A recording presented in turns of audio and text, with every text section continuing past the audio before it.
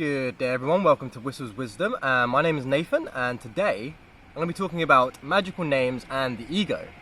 Why I stopped using the name Wysol and my perspective on magical names and ego at this current time. So I'll start off by explaining what magical names are, why I stopped using a magical name, and then I'll start talking about the ego and how the ego gets built and we need to remove layers of it, for example. So magical names are a name that you are kind of told to pick. What do I mean you're told to pick it? So I've actually been looking back at this now, and looking at what I've read and what's kind of told me to pick a magical name.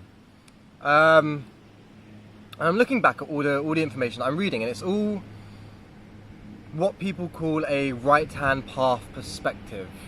It's actually coming from the basis of not knowing who you are, what you are, why you are here. A lot of the books I've read that have said to pick a magical name, you need a magical name,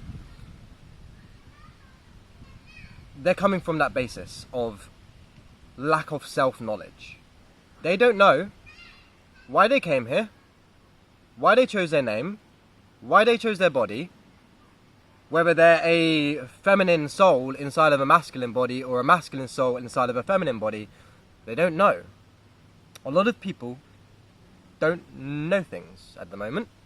So they just go and do things.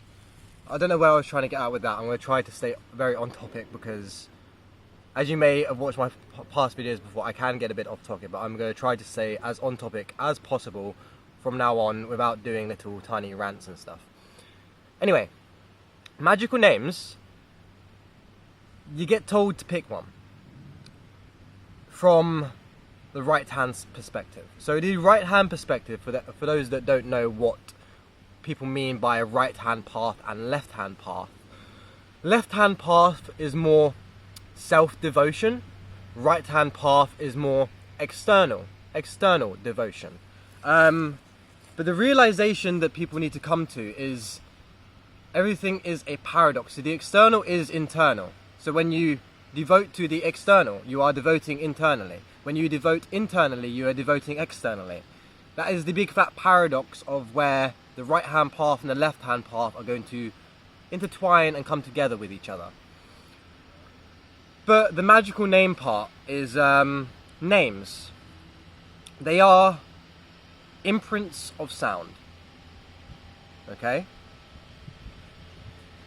Try to think your name. You can't write a name down without thinking it or speaking it. Okay? And you can't speak, you can't think without speaking, or you can't speak without thinking. Okay? So these names, or these sounds, these sound imprints are, you gave to yourself already. Okay? Your birth name is a sound imprint. The magical names are sound imprints. All names are imprints of energy. It's like a sigil. If you don't know what a sigil is something that you can create, you can find, that carries an energetic, you could say, field to it. It carries a certain energy. Different types of energies, different sigils contain different types of energies.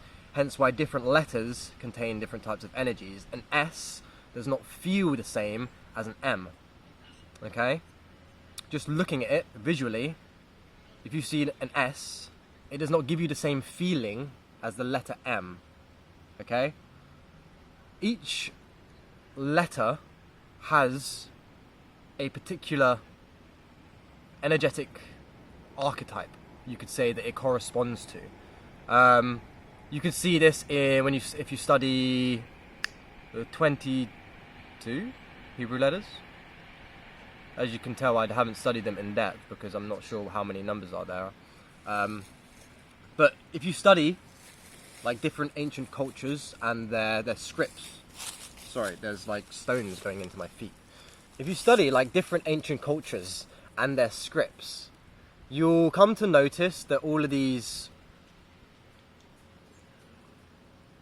words, depictions, pictures, they are all an imprint of a thought which was a sound. Okay? So that is magical names. That's my opinion on magical names. Why you... Sorry, I need to put my feet there. It's literally being dug into by loads of stones. So that is my perspective on kind of magical names. Why you don't need to pick one. You picked your name already. You picked your magical name already. My magical name, you could say, in this life. Before I continue, you have so many magical names that it's unreal. You have names from your past lives. You have a God name. You have a dead name. Okay, you have a name in this life. You have a name that you can give yourself. These are all very, very powerful. Okay? Yes, God names, dead names, past lives names. You can use those, but what are you in the moment? Are you being in the moment by using your past life names or your future life names or your God names or your dead names?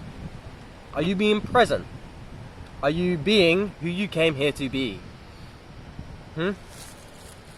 That's the question. So with magical names, I feel, because of where they're stemmed from, the kind of right-hand path perspective of not knowing who they are, why they came here, they a lot of, no offense to them, the right-hand people perspective, people that resonate on the right-hand path perspective, lack self-knowledge because they don't go internal.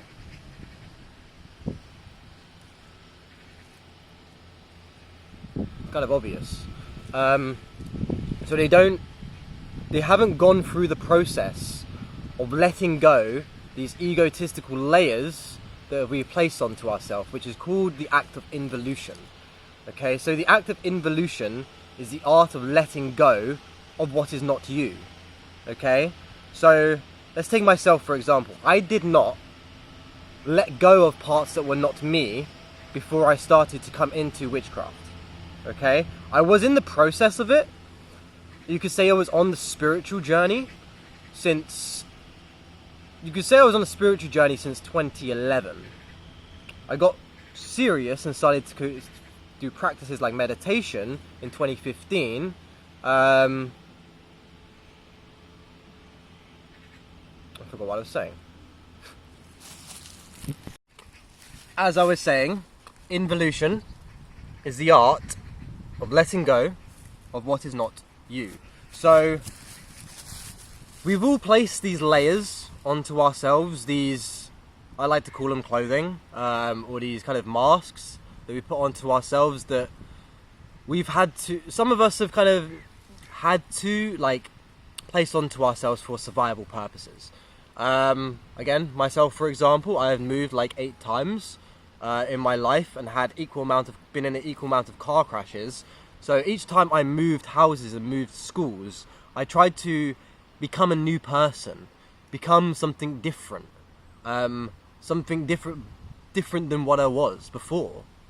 And each time I did this, I was just creating another version, a faker version of myself that wasn't me, that wasn't the original me that was kind of intended to be, if you get what I'm saying. So if you've been through this as well, so if you've moved a lot of times, you've moved schools, you've done all this, you have created these fake versions of yourself that exist but do not exist.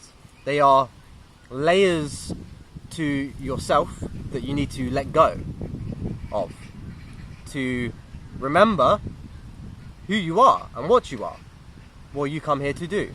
Okay? So there are a lot of things that are placed onto us. It's not just the things that like you've had to do. Sometimes external people like family can get you to take action on certain things. They can push you in a certain direction that you're not supposed to go until you realize that you need to do something about it, for example. There are many scenarios where we have placed these little shells onto ourselves to, sometimes it's for comfort, sometimes it's just to feel like we're doing something else. We're like creating a new version of ourselves, a better version, becoming something better. But we're still forgetting that you've probably spent half your life becoming something that you're not supposed to be. These illusions that our families wanted us to be, like become a footballer, become a doctor, become a teacher, become a writer. You get where I'm going. These things that have been inclined into us from an early age through external circumstances, they are beneficial to a time, but you need to, again, remove what is not you to start becoming something more than what is, if you get what I mean.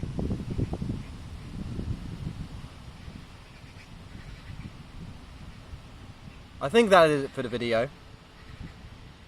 No, it's not. There are the ego part, what I want to talk about.